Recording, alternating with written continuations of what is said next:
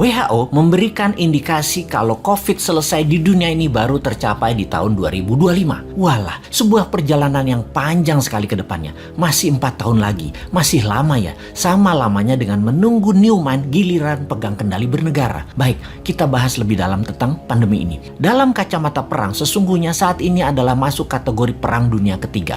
Perang dunia secara harafiah ya artinya ada musuh bersama. Musuh bersama saat ini adalah makhluk tak terlihat, makhluk kasat mata. Karena masuk kategori perang, maka pasti ada tumpah darah, ada casualties. Yang ujungnya ada yang menang, ada yang kalah. Karena masuk kategori perang, maka sesungguhnya strategi bernegara harus pakai war mode, strategi perang. Dalam strategi perang, jurusnya cuma satu, survival, harus hidup. Terlepas nanti perangnya kalah atau menang. Untuk hidup, kita lakukan apapun sekali lagi untuk tetap hidup.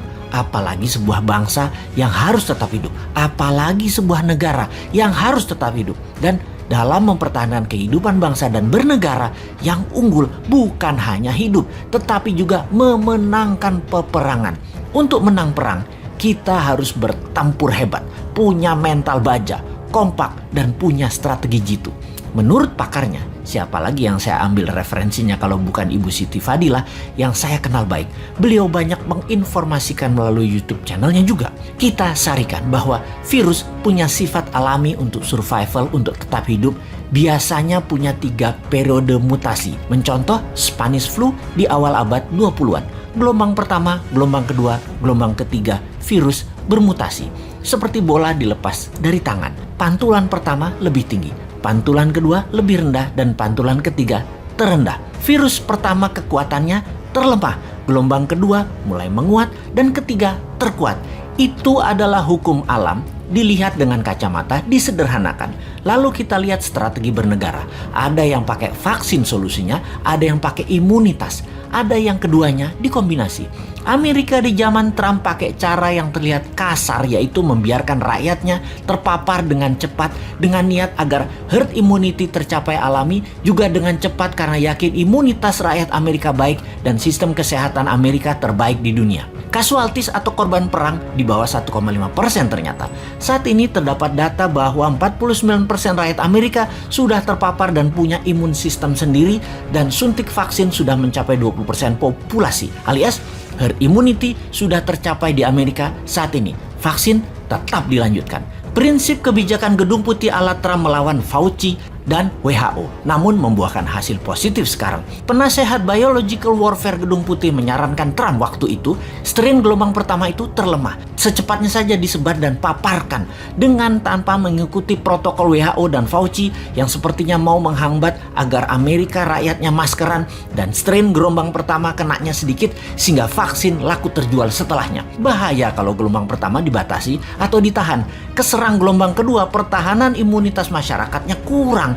Jadi gelombang pertama lepas saja. Toh sarana kesehatan bagus.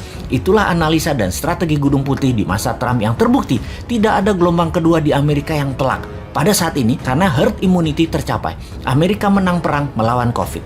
Tiongkok pakai cara kedua, terbanyak pakai vaksin lokal produk mereka sendiri, di mana herd imunitas alami tercapai 20%, yang saat ini 40%-nya ini pakai vaksin, di mana 3 bulan lagi herd immunity di Tiongkok tercapai dengan vaksin lebih dari 60% populasi dan 20% natural imunitas.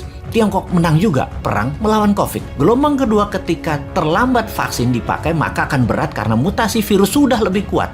Dan yang tanpa vaksin terpapar gelombang kedua menjadi berat lagi pengaruhnya atas kesehatan adalah benar.